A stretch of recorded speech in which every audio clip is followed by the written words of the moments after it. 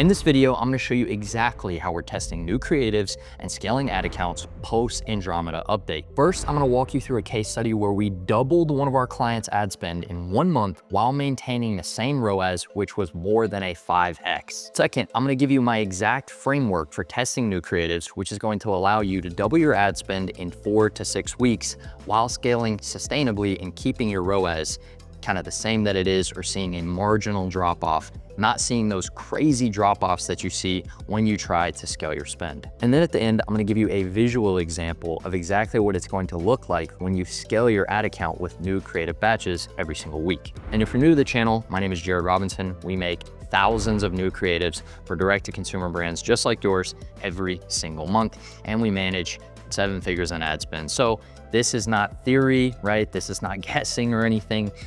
This is exactly what we do. So let's jump into the video. So the reason that I'm making this video is because almost every single call I get on, I hear every time I try to increase my budget, my ROAS drops, right? And I feel like there's a very simple solution to this. So that's exactly what I'm going to show you.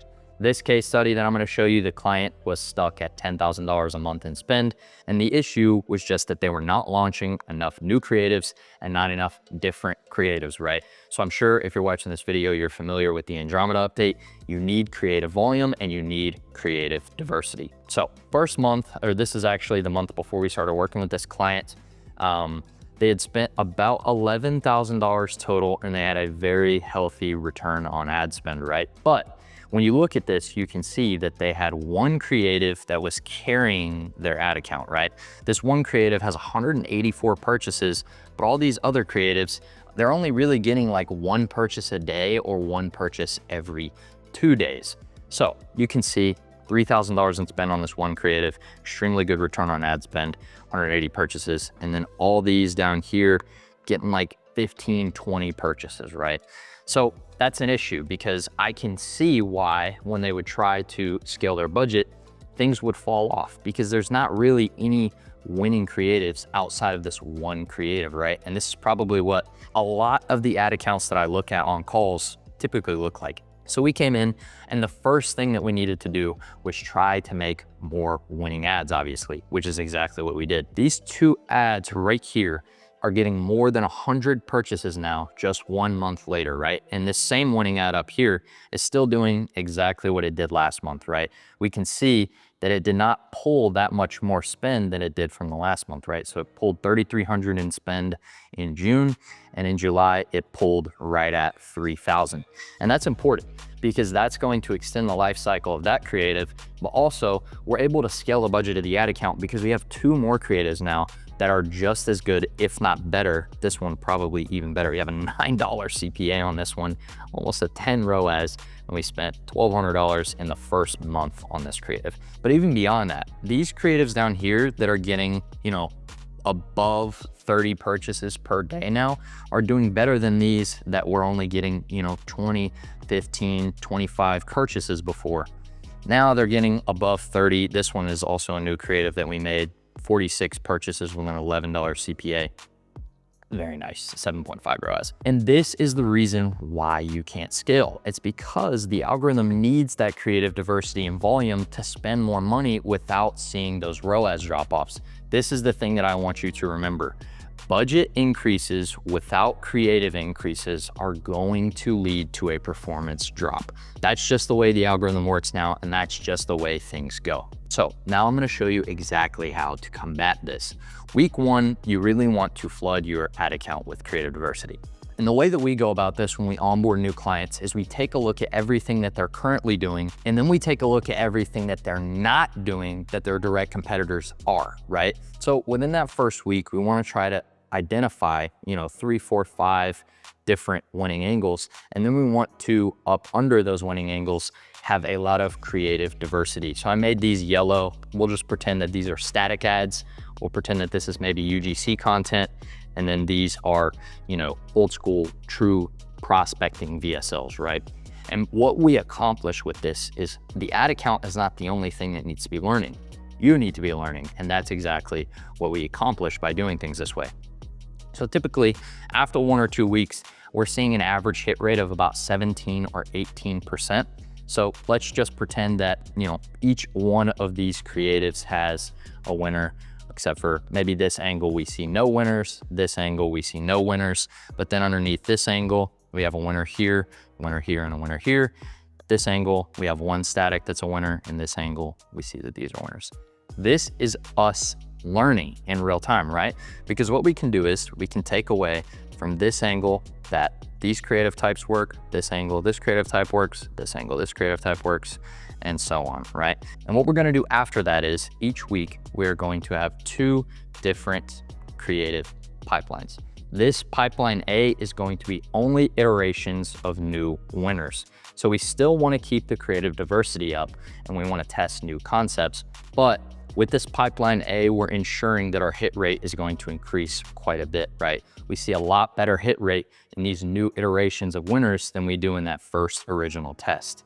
And then pipeline B, we want to still keep the ad account flooded with diversity and new concepts, right? So what we do here is we might test a new angle, or underneath maybe, this angle that we only saw one winner, all of these were losers. We might go in and try to make new creative types under those existing angles, right? And we still want to keep a consistent flood of, UGC content, maybe testimonials, reviews of your products. We want to keep static ads, top of funnel static ads, middle of funnel static ads. We could do offer-based static ads, things like that. And then we want to keep, prospecting VSLs, top of funnel VSLs, all types of video ads as well. So by doing things this way, it creates a very, very consistent growth of ROAS and spend in your ad account, because every week we're finding new winners, right? And the key here is this right here. We need to continue testing new concepts each week and iterating winners, and then we're scaling budgets simultaneously with our creative volume. So I made this little graph. Sorry, before we get into the graph, the key is creative volume before budget increases. That needs to be your #1 priority in the big 2025. You do not need to be launching, a bunch of ABOs and trying to, do lookalike audiences or change your targeting on the same creatives. No, you need to stop doing that. That has been gone, dead and gone. Never do that again, right? You need to focus on creative volume, okay? So I made this little graph to kind of explain and show what's going to happen when you are actually adding new creatives into your ad account every single week. So let's say in the first week you launch a batch and you have 2 winning ads, right? What's probably going to happen is they're going to be slightly above your average account ROAS line if they're winners, obviously. And then by 2 weeks, they're going to be still slightly above. Then maybe by week 5, they start to kind of taper off.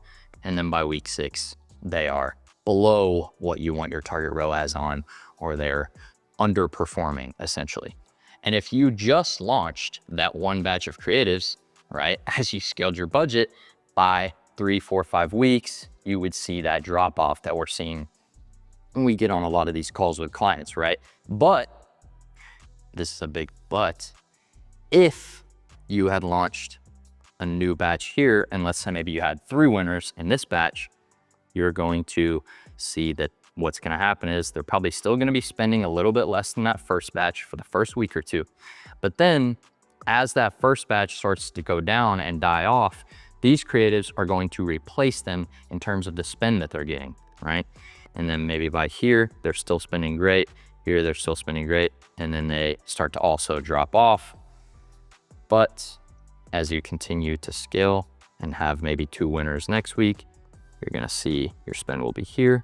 Maybe it jumps up a little bit, maybe it jumps up a little bit, and it's here, and then these fall off, and so on and so forth, right?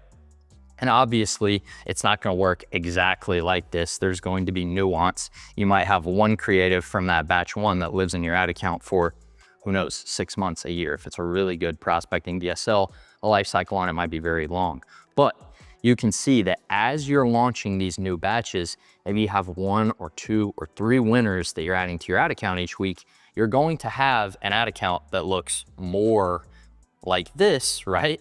With these 2 creatives that we launched that started to pull a lot of spend, that in turn increased the life cycle of this one. rather than just having an ad account that looks like this, where you basically have one ad creative that's carrying your ad account. And then when that creative dies, you are cooked, right?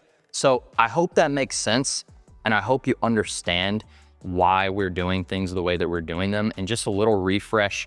The first week, you want to have, flood your ad account with creative diversity. And then after that, you want to set up something similar to this, where each week you are testing iterations of winners. And then you're also testing totally new, unique concepts every week. This is the formula to winning under the new Andromeda algorithm. So hopefully that was helpful. Like I said at the beginning of the video, we do own an agency where we make thousands of creatives a month, spend tons of money on ads, and we manage the Meta sales channel for direct-to-consumer brands just like yourself. So if you want to do it yourself, if you want to run this internally, this is the playbook we run. If you do not, if this is interesting to you and you want to work with us, just click the link in the description below. There's like a 5 to 10 minute explainer video of exactly how we do what we do. There's also a bunch of case studies and testimonials from clients that we work with right now, as well as tons of example creatives on that landing page as well. So if everything sounds good, just click the link below if it's not something you want to do yourself. And if you made it to the end of the video, comment the word new angle in the thing below to let me know that you made it to the end of the video. And don't forget to like and subscribe. Hopefully this was valuable to you. See you in the next one.